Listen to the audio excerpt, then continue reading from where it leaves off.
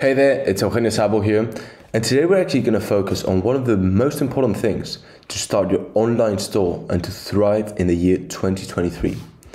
The truth is that nowadays, the online space is a very shiny object. Everyone wants to get into it for many reasons. Low cost of starting off, seems easy at first sight, a lot of gurus saying that this is extremely easy.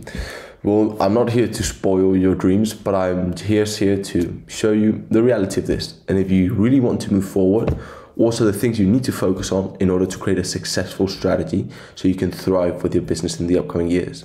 The truth is that the online space isn't easy, but people also make it a lot more complicated than what it actually is. And the reason for this is because normally they don't analyze what they're going to do. What do I mean by this? That before going into a war, you actually need a plan. And the same happens when you're starting an online business. You need to analyze what are the right things to focus on. What's your strategy going to be? What does a successful strategy actually have? Therefore, they just go into it and they just kind of see what's going to happen. And that's when they actually get demotivated because they will just stumble on many different things, which at the end of the day will just cause a big problem for them. Due to the crisis of the coronavirus, the online space has literally advanced so extremely quickly. Everyone has actually seen the importance of building an online presence. And let's face it, in the next 10 to 15 years, who is not going to be selling online? I think there's not going to be many people. Probably, yeah, you'll still maintain your retail store, but you will also want to have that online presence, which will be crucial for the upcoming years. And don't get me wrong, it's perfectly possible to build a very successful brand online. But in order to do so, you really need to get the right strategies in place to be able to grow your brand. One of the most common channels to actually market your product is paid media. When starting off, paid media can give you a very good edge. Obviously, you need to build brand positioning, but if you're able to combine brand positioning and paid media, you will be able to get a good amount of sales in the early days of your business, which will allow you to get cash, and that cash will allow you to reinvest that into the business and consistently start to grow. Therefore, what are the main things to focus on paid media in order to create a successful strategy? Well, as I mentioned before, this space has been changing extremely fast, and paid media has also been affected by this. When it comes to paid media, you can mainly test three things: a creative, a landing page or an offer, or the targeting. The truth is that 3-4 years ago, the most important element for a successful paid media strategy was the targeting. Secondly, the landing page and offer, and lastly, the creative. But this has radically changed now. And the main thing for a successful strategy is having a very good creative. Secondly, having a great offer, and lastly, nailing down the targeting. Because the truth is that if you have a good creative and you have a good offer, basically the targeting will kind of take care of itself. So the first thing you should actually focus on is on building a good portfolio of content. This will allow you to actually get your product out there.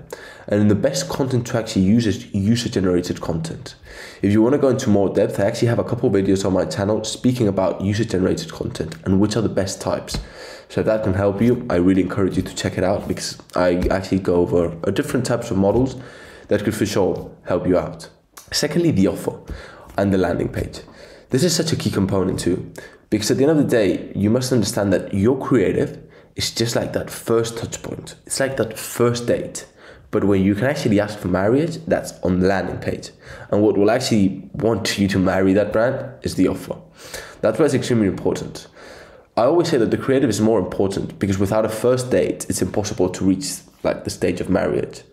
No? Therefore, the important thing is to first of all focus on that first date, which is content. Secondly, you will drive them to your landing page and they will see your offer. There's where you can actually ask for marriage. And all of that in the backend will be managed by the targeting. I'm not saying that the targeting is not important, but I'm just saying that if you have an incredible creative and an incredible offer, the targeting will take care of itself in 95% of the cases. On the other side, if for example you have an amazing targeting, but your landing page and offer is terrible, and your creative is just terrible too, well then, I'm afraid you won't really sell in this current landscape. Also, another reason why the landing page and offer and the creative have gained so much importance in the last couple of years is because right now the cost of advertising in Facebook and Google, for example, has risen dramatically over the last couple of years. Now it seems like it's actually starting to decrease. They're actually saying that in 2023, the cost of the CPM, so the cost per 1,000 views, can probably get around 20% lower, which would be great for the industry, especially for e-commerce brands starting out. But what do I mean with this? If the cost of advertising rises, this means that you can actually reach less people with that same budget you had initially. Therefore, if you really want to create a profitable strategy, it's extremely important that you reach those people with the right approach.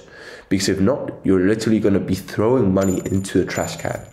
Therefore, you really need to nail down the creative, landing page and offer, and obviously have a solid targeting. I'm not saying that you just have to put any targeting at all. You'd have to try to nail it down as much as possible, and that will actually give you a successful and profitable strategy, especially in your early days when you'll probably be a bit tight on budget and you really need to make the most out of your budget allocation. The main reason why most e-commerce brands fail in 2023 is not because they have a poor product.